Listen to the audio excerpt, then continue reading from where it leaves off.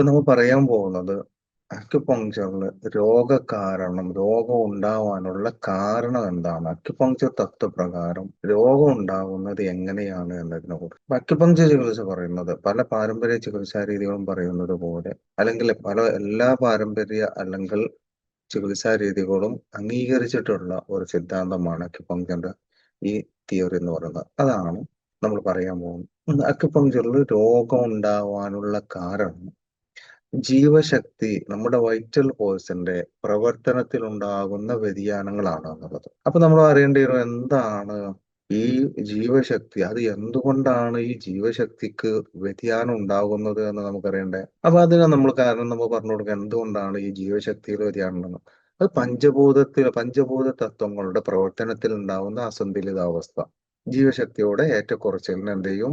ഇടയാക്കും എന്നുള്ളത്. അപ്പൊ അങ്ങനെയാണെന്നുണ്ടെങ്കിൽ പഞ്ചഭൂത തത്വങ്ങളുടെ ശക്തിയിൽ എങ്ങനെയാണ് മാറ്റങ്ങൾ ഉണ്ടാകുന്നത്?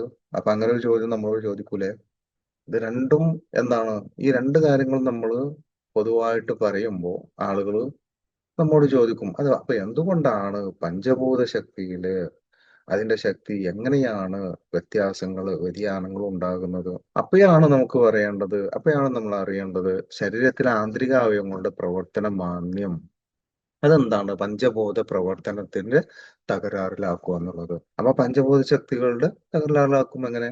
നമ്മുടെ ആന്തരികമായിട്ടുള്ള അവയവങ്ങളുടെ പ്രവർത്തന മാന്ദ്യം നമ്മുടെ ഏതിനെ ബാധിക്കും? പഞ്ചബോധ തത്വത്തെ ബാധിക്കും. അപ്പൊ അതെങ്ങനെ ഉണ്ടാകുന്നത്? ആന്തരികാവയവത്തിന്റെ പ്രവർത്തനത്തിന് എങ്ങനെയാ മങ്ങലേൽക്കുന്നത്?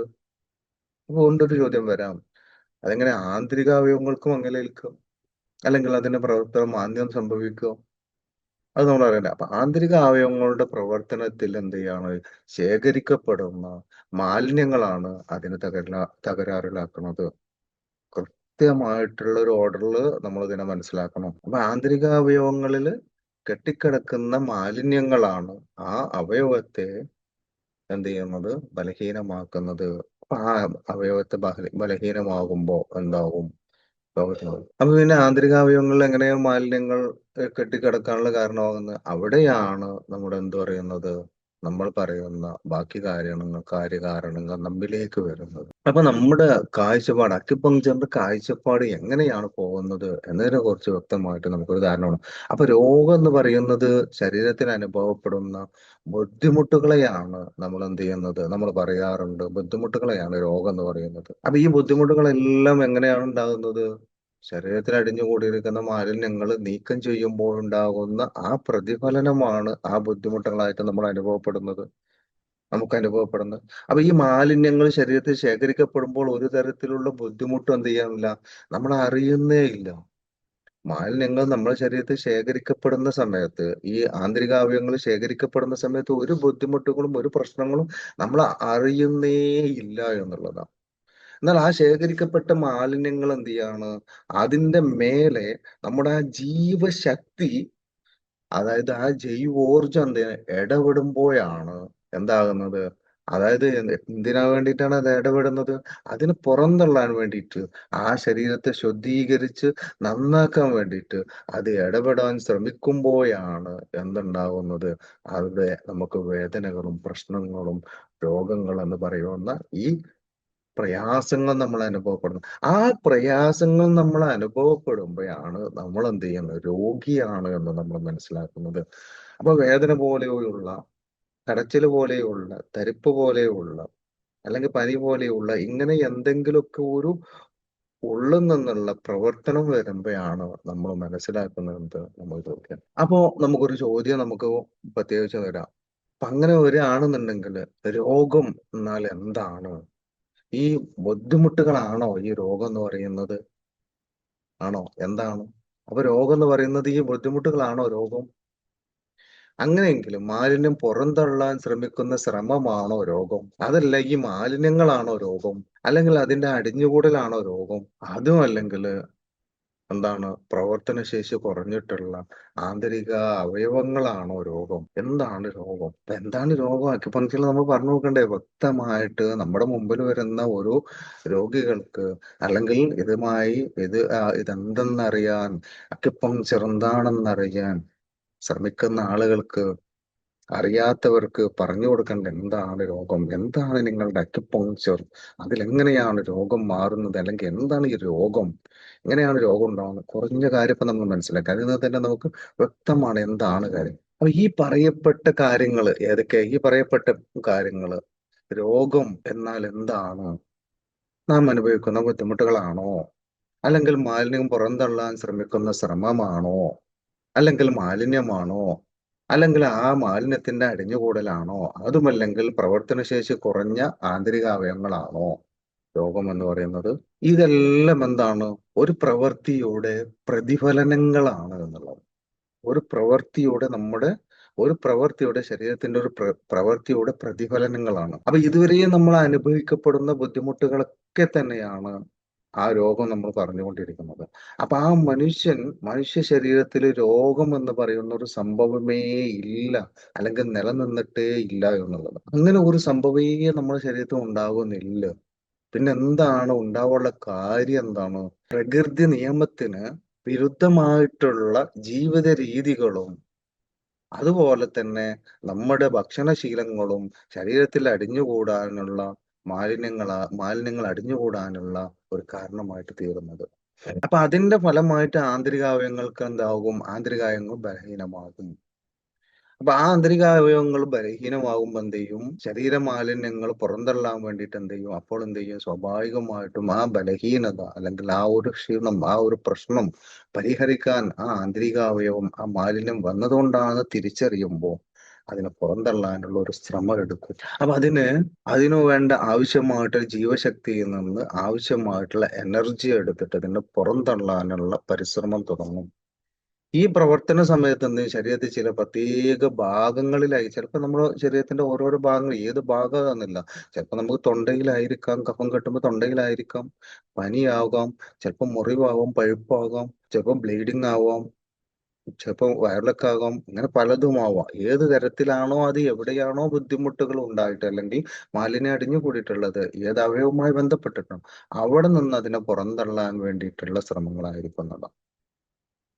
അപ്പൊ ഇങ്ങനെ ഈ ബുദ്ധിമുട്ടുകള്, ഈ മാലിന്യങ്ങൾ പുറത്തേക്ക് തള്ളാൻ വേണ്ടി ശ്രമിക്കുമ്പോ, അതിനെ പുറത്തേക്ക് ഒഴിവാക്കാൻ വേണ്ടി ശ്രമിക്കുമ്പോ ഉണ്ടാകുന്ന ബുദ്ധിമുട്ടുകളെയാണ് നമ്മൾ എന്ത് പറയുന്നത്, രോഗം എന്ന് വിളിക്കുന്നത്. ആ അനുഭവപ്പെടൽ, ആ ഒരു പ്രയാസത്തെയാണ് രോഗം എന്ന് പറയുന്നത്. അപ്പൊ നമ്മുടെ ശരീരത്തിൽ എങ്ങനെ രോഗം ഉണ്ടാവുമോ? ഇതൊരു രോഗമാണോ? അപ്പൊ നമ്മുടെ ശരീരത്തിൽ രോഗം എന്നൊരു പ്രതിഭാസമേ ഇല്ല എന്നുള്ളതാണ് യഥാർത്ഥത്തിൽ അക്യുപങ്ക്ചറിന്റെ സിദ്ധാന്തം പറയുന്നത്. ഇത്രയും കാര്യങ്ങൾ നിങ്ങൾ വ്യക്തമായി മനസ്സിലാക്കുമ്പോൾ, ഒരാൾ പറഞ്ഞു കൊടുത്തു കഴിഞ്ഞാൽ ആൾക്ക് മനസ്സിലാക്കുക രോഗം ഒരു പ്രവർത്തനം നമ്മുടെ ശരീരത്തിൽ ഇല്ല എന്നുള്ളതാണ്. ശരിയാണോ? ഈ കാര്യങ്ങൾ ഇതുപോലെ നമ്മൾ മനസ്സിലാക്കുമ്പോൾ, ഇതിനൊക്കെ പങ്ക്ചറിന്റെ പിതാവ് ഡോക്ടർ ബസീർ അഹമ്മദ് സാറ് വ്യക്തമായിട്ട് നമുക്ക് പഠിപ്പിച്ചു തരുന്ന നിയമങ്ങളാണ് ഇത്. ഈ നിയമങ്ങളെയാണ് നമ്മൾ മനസ്സിലാക്കേണ്ടത്. ആരാണ് പഠിപ്പിച്ചു തന്നത്?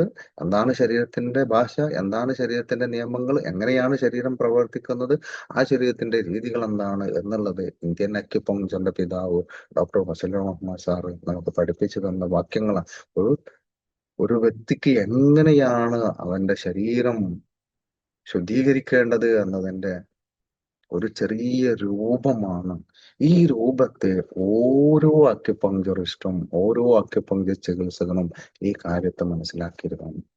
അപ്പൊ ആ മാലിന്യങ്ങൾ ശേഖരിക്കപ്പെടുന്നതിനും അവയെ പുറന്തള്ളുന്നതിനും ആ ശരീരത്തിന്റെ പ്രവർത്തനത്തെ സഹായിക്കുന്ന പ്രപഞ്ചത്തില് ആ കാലാവസ്ഥ വ്യതിയാനങ്ങളാണ് നമ്മൾ മനസ്സിലാക്കുന്നത്. ഇപ്പൊ മാറിക്കൊണ്ടിരിക്കുന്ന ഈ അന്തരീക്ഷ ഊഷ്മാവ്, അതുപോലെ തന്നെ വേനല്, മഴ, മഞ്ഞ് എല്ലാം തന്നെ ഈ ശാരീരിക പ്രവർത്തനങ്ങൾ എന്ത് ചെയ്യുന്നുണ്ട്? നിയന്ത്രിക്കുന്നുണ്ട്. അപ്പൊ നമുക്ക് ഒന്നും കൂടി അതിനെ ഊന്നി പറയുകയാണെന്നുണ്ടെങ്കിൽ, ചൂട് അമിതമാകുമ്പോൾ, ചൂടുള്ളപ്പോ എന്ത് ചെയ്യാണ്? അധികമുള്ള ഭയങ്കരമായിട്ടുള്ള ചൂടുള്ള കാറ്റുണ്ടാവും.